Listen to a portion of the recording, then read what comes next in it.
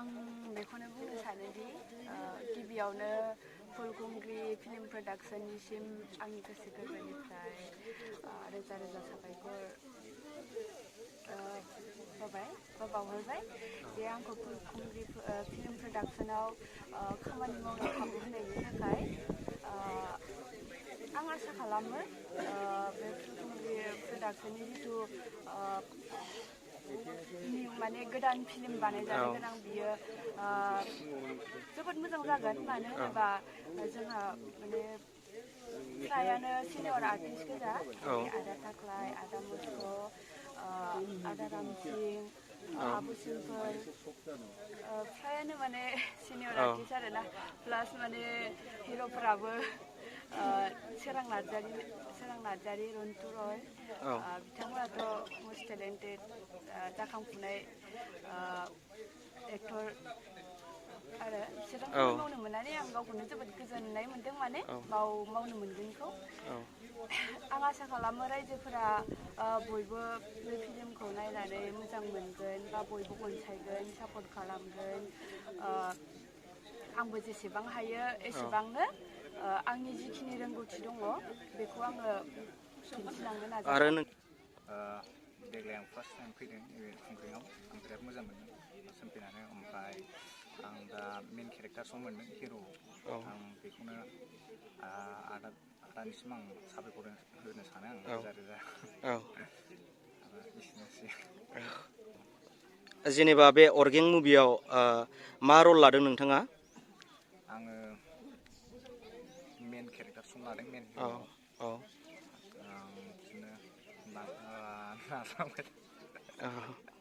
आरो बिनि शुटिंआ मालानिफ्राय सोलिगोन आरो माब्रै आरो नोंथाङा जेनेबा बिनि अनगायै मोनबैसे माबा फिल्मफ्राव गोदान दानि फैगोन फिल्मफ्राव मोनबैसे दङ माने प्रजेक्टआ मोनबैसे दङ नोंथाङा बिनि सोमोन्दै खोन्थानो हागोन नामा नेक्स्टनि थाखाय 2020नि थाखाय 2020आव मोनब्रै जादों आंना मोनसेया उदालगुरिनि मोनसेयाथ' नैबे थाख्लाय सारनिनो खालामदों ओमफ्राय नैबे अर्गें दानि ओमफ्राय मोनसेया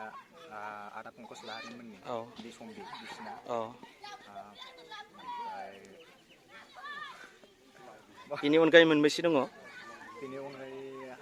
गासै मोनब्रैसो दङ ना गासै मोनब्रै ओमफ्राय बे बोसोराव ओमफ्राय फिसा फिसौ एलबाम खालामदोंमोन बेखिनियानो ना फैनानै माबायदि मोनखो जेनेबा नोंथाङा बाहाय आं दा एबारसो फार्स्ट टाइम फैदों मोजां मोनदों आरोखि ओमफ्राय नुनो मोनसिगोन एबार खालामै एबार जायगायाव आदसा होमबा नोंथांनिसिम बेखिनियानो गोजोननाय थाबाय दसे सम होनायनि थाखाय थेंक इउ बेहाय माबायदि दङ डायलगफोरबो दङ आंनाबो बाट आंनाथ' जेब्लाबो बे बिलेनखौल' एसे मोजांबो मोनो आरो बिलेनावल' होखायो आंखौहाय दा जायखिजाया आं नैबे मा होनो खुंग्रिनिफ्राय दिहुनजानो नागिरनाय अर्गें सिनेमायाव बाहागो लानो मोननानै आंबो जोबोद गोजोनदों आरो बुंनो थाङोब्ला जोङो आंनिबो लकेल जाखायो बे बेखायनो आङो माने बाहागो मोननानै गोजोनदों आरो बेनो गोजोननाय थाबाय होमबा नोंथांनिसिम आदाया जेनेबा बावहाय फैनानै जोंनि फुलकुंग्रि फिल्म प्रडाक्शनाव आदायाबो रल लानो फैदों होननानै मिथिदों एबा आदाया मा रल लागोन आरो माबायदि मोनदों बावहाय फैनानै बिनि सोमोन्दै एसे खोन्थाहरोबा मोजां जागौ नामा आदा रलाथ' गावसोर बुंदों माबा कमेडि नामा दा गावसोर बोरै बानायो ओरैनो आदानि मुंखौ मोजां मुंखौ मा होनो जर्च होननानैथ' मिथियो ओरैनो जर्चआनोखा आंना बेनोखा ना टाइटेला बसुमतारी ओमफ्राय दाथ' मोजाङानो जागोन बायदि आंनि साननायाव अर्गें मानेथ' डेन्जारानो जाहैबाय दे एसेनोसै दे आं दाउ हुदुनि मेथाइ खालामदोंमोन फार्स्ट आरो बेयाव आं एक्ट्रेसनि फंबाय जादोंमोन आरो एबे आंनि सेकेन्ड मुभि आरो एबेथ' आंनि एक्टर नु रला आरो ओरैनो आंनि फार्स्ट भिडिअ थुदु आगैसोना बे मोजांनो जादों आरो हेलेनाजोंबो मोनसे नुदोंमोन आदानिखौ बेयावथ' आंनि दारिफोरखौ मुरा फरायनानै नुदों मोजां नुदोंमोन मोजां नांदों दाबोथ' मोजां जाखागोन मुभिया मानो होननानै बुङोबा मोजां माबाफोरानो दङ थेंक इउ आरो खामानि मागासिनो दङ आरो एसामिस फिल्मबो खालामो औ खोनानो मोनखादों आदाखौ एसामिस मुभियावबो माने एलबामफोर मुभिफ्रावबो माने एसे बाहागो लायो होननानै एलबामाव दङ आरो मुभिया दंमोन 12 खालामदोंमोन आं अमला सिनेमाला आं मेन हिर'नो लादों रला आरो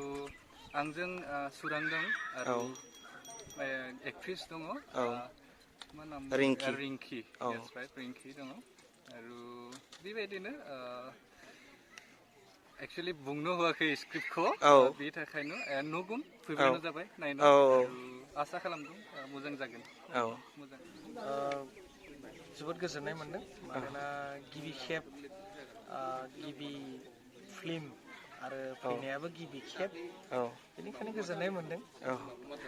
आदायाथ' बे चिरां डिस्ट्रिक्टनि दा फुलखुंग्रि फिल्म प्रडाक्सनाव मेन भिलियन रलखौ लादों होननानै खोनानो मोनदों आदाया बेवहाय बे रलखौ मोननानै माबायदि गोजोननाय मोनदों साफ्रोमबो जाय एक्टिं खालामग्रा बे बिथांमोननिसिम जेसेबांखि जेसेखि एक्टिं होआ भिलियनानो होन जेखि रलानो होन सासे एक्टिं खालामग्रानो जिखुनु एक्टिंखौ होआ बेखौ मोनोब्ला गोजोननाय मोनखायो आरो डेफिनेटलि मोजांखौ खालामनो सेस्टाखौ खालामगोन रलाथ' भिलियनानो गोलैदों खोनानाय बायदि जाय स्क्रिप्ट राइटार जाय डाइरेक्टर बिथांमोना आंखौ जे रलनि थाखाय सायख'दों बे रलावथ' भिलियन होननानै सायख'दों बिथांमोना बिथां स्क्रिप्ट राइटार बुंनाय मथेब्ला जोबोद स्ट'रिखौ खोनानानै जोबोद मोजां मोनदों मोनसे रमान्टिक फिल्म जागोन लोगोसे रमान्टिकआव बयबो मिथियो एक्सना थाखायो दा अल इन अल मोजां जागोनखौ नुयो मानोना आर्टिस्टफ्राबो मोजां बेयाव नुजोबदों जेनेबा आर्टिस्टफ्रा सोर दङ बावहाय मेन हिर' हिसाबै सोरां नार्जारी बेनिफ्राय मेन हिर'इन हिसाबै रिंकि आरो बहुद फेस्लायाव जोबोद मोजां दङ मुस्क' सारमोन दं रामसिं गेल्ला दं जस दं